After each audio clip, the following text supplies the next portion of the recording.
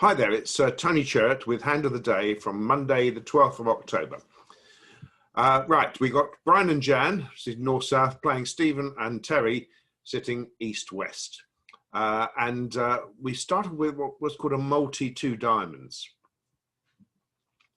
Now this is an invention which says either I've got a weak two in hearts or spades, or I've got some sort of strong hand. So we've got to get this into the how this actually started working. So basically, originally all twos were strong. So two hearts, two spades, two diamonds were strong bids showing the suit bid, and two clubs was a strong hand of an indeterminate sort. The two spades, two hearts, and two diamonds were forcing for one round, but not forcing to game.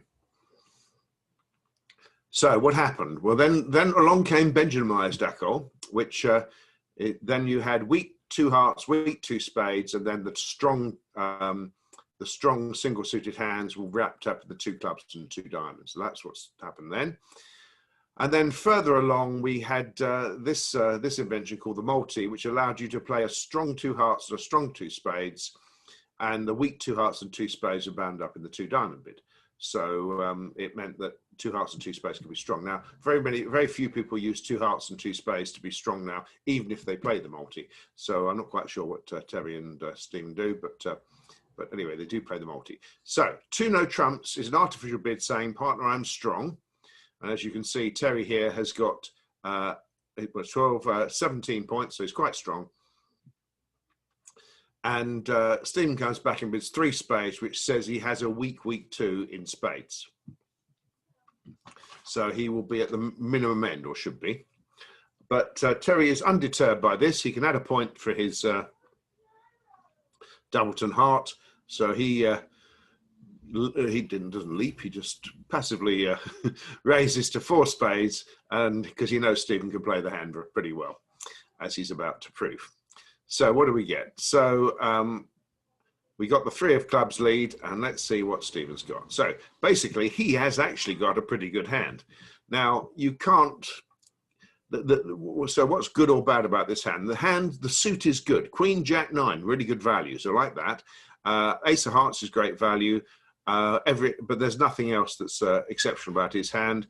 He's got two small in diamonds and effectively two small in clubs. So, but as we're going to see here, that two small in clubs looks pretty good eventually. So Stephen gets this right. He presumes that the North's away from the king of clubs, which turns out not to be a good idea. And he gets the 10 coming up, and he wins with a jack. That looks excellent, doesn't it?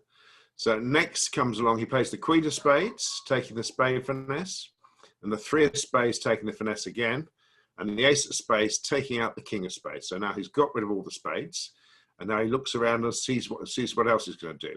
So clearly the clubs is a good idea. And what Steve thinks is that he can cross to dummy with the ace of hearts. And in this case, he's played the 8 of clubs. And if you remember, the jack went, the 10 went. So the 8 is the highest card remaining. So it takes no chance at all here by playing low from dummy, and South shows out. So that's not altogether surprising. And then we have a heart across the king. And then Stephen tries the ace of clubs and throws away his losing heart. And now he plays another club on roughs in the west hand. And now he can get back to dummy with the ace of diamonds. And life is good because the queen of clubs takes care of his diamonds. So that's excellent. He was one of only 3 pairs to make all 13 tricks on the hand. You don't want a bit of slam here, obviously. Let's just have a look at the whole thing. So there we go. So 13 tricks. You need 2 finesses right, clearly. But 4 spades, excellent contract. You could make it probably if both finesses were wrong, or at least you stand a chance. So good stuff there. Now, so you say, well, okay, the club lead, that really did help a bit, didn't it? So let's see if we can do it without the club lead, because not everybody got a club lead by any means. So in fact, the only people who made 7 did get a club lead. So let's see if we can play it without the club lead and still make 7, because otherwise people will say, well, it was unfair. I didn't get the club lead. And how come they got the club lead? So the worst lead for declarer is a diamond. Now from 10-3-2, I would lead the 10 because the 3 is only going to confuse partner. Clearly, the West hand has to win the ace of diamonds. Now, we need to take the spade finesse, or I'd like to take the spade finesse. There's nothing we can do to get rid of our losing diamond before we take the spade finesse, okay? So let's not muck about here. So we're going to cross over here. And what we're going to hope is that North has the king of spades and no more than one other with it. But let's make sure we conserve our entries. So this is all about entries. So instead of leading the queen or the jack, why not lead the 9 of spades? Okay, North's going to play low, and then you can play low from dummy. If North played the king, you would have 2 small spades in dummy and 2 big ones in this hand. You would have entries back to this hand. So that would be good, wouldn't it?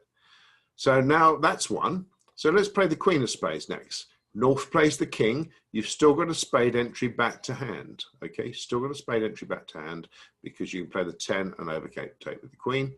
In this case, let's say North pops the 8 on that, which is what he should do, and so on. So now you've got to abandon all hope of a heart ruff, which would be available if the king of spades had come up.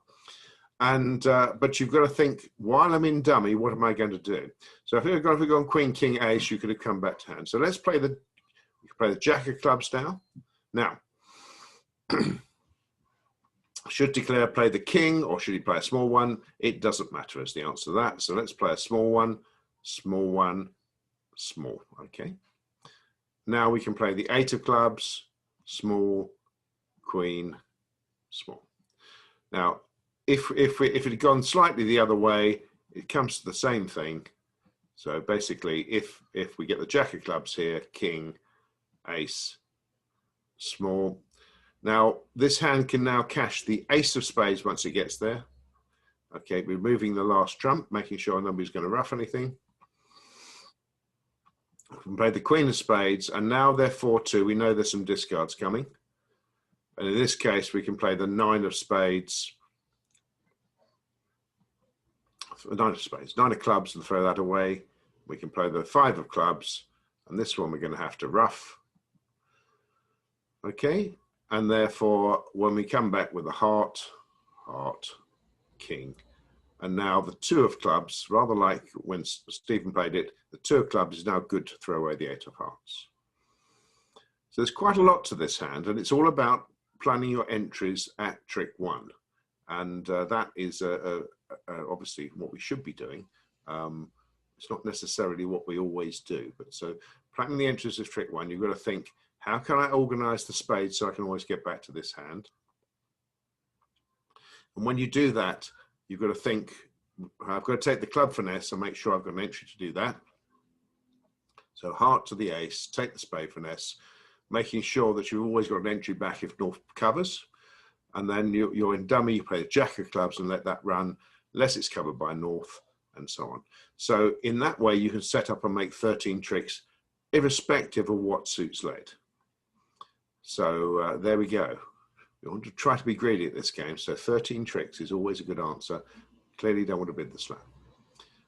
So that's a little bit complex, but I think you can see how that hand handles better if you can play it and play the cards in the right sequence. So that's Tony Cherrett from Caterham Bridge Club with Hand of the Day from the 12th of October, Monday. Thank you very much for watching. See you soon.